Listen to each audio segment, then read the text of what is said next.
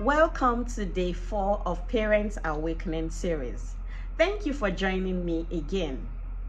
We have 3 categories of parents. The first category is that parent who is very kind to their children, but they are not firm. The second category is the parent who is too firm, but they are not kind. And the third category is that parent who is kind and firm at the same time. Today, I want to encourage us to embrace that tool of being kind and firm with our children. I know it's not natural to some people, and it comes natural to others. My name is Blessing Oladimeji, and today I'm taking us on a journey of being kind and firm as parents. Kindness is very, very good. It's good to be kind, but it's good to know that kindness means you respect yourself and you respect your child, such that you are kind enough to watch your children go through some challenges without trying to help them fix it.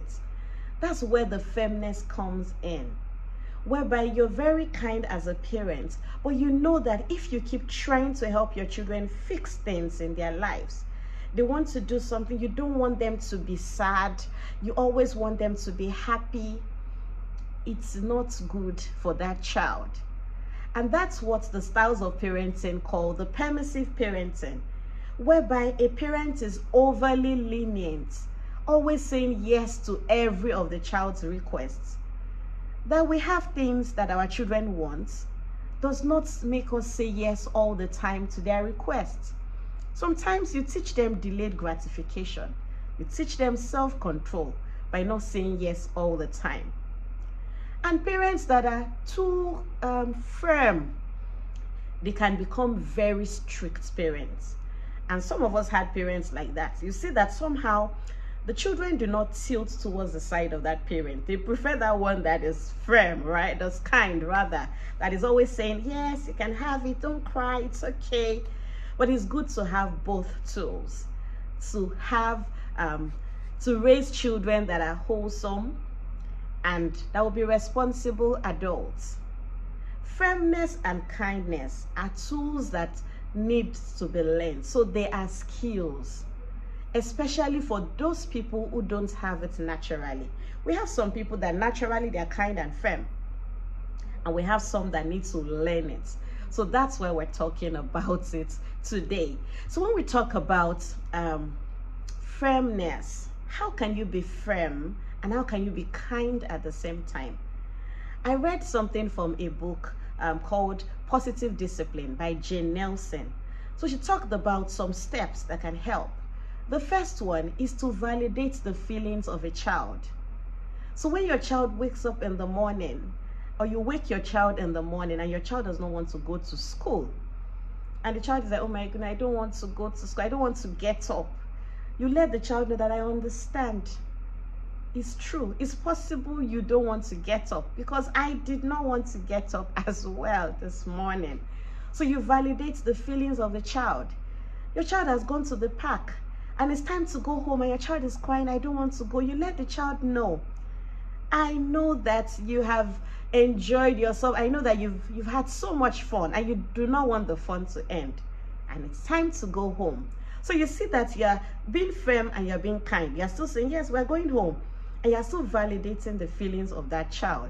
The second one is showing understanding.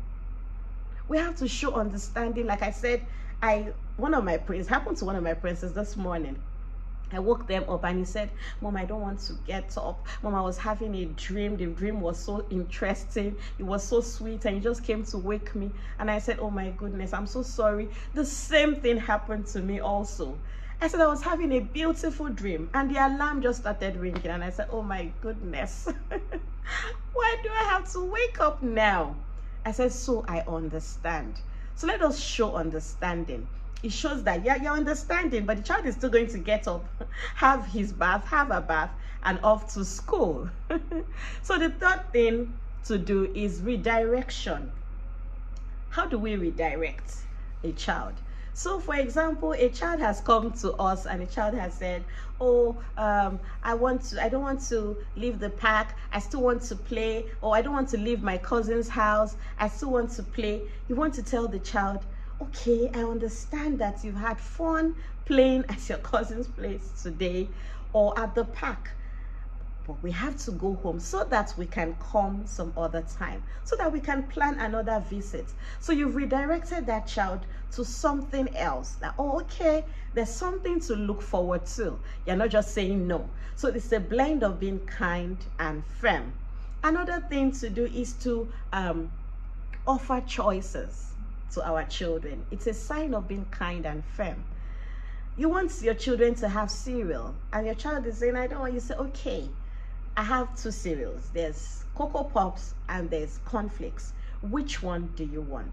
So you're still being firm and kind at the same time. You're not saying, okay, you don't want to, so what do you know? You're just still staying around and being in control. You're still being in charge of the situation. And finally, it's following through. Following through again and again and again with all the steps of validating feelings, showing understanding, redirecting your child, offering choices, and following through again and again. So that's how to be a parent that is kind and firm at the same time. And for parents that are saying, okay, let me just be kind, there's something about kindness. Kindness is not pleasing your child all the time. Kindness is not pampering and spoiling your child. Kindness is a situation whereby you even allow your child to suffer a little bit. When I say suffer, just suffer in quotes, whereby a child has to go through something. By doing that, we're developing our children's disappointment muscles. So that when our children find themselves in real life, everything is not dropped at their feet. They understand that, oh, okay, I could not have this thing because my mom did not let me have it, even though I saw it. So that is how you help your child to develop their disappointment muscle. So it's something that we need to try. So kindness is not just saying yes to everything. No, you can see the balance that we have actually put in place. So if we follow these steps over and over, we get familiar with it, and before you know what is happening, you're that parent that is kind and firm at the same time. Trust you have learned something again today, and you will share. Yes, you share this video. You have friends that need it. You have other parents that need to know this. So let's share to make the world a better place. Thank you for listening. See you tomorrow. Bye.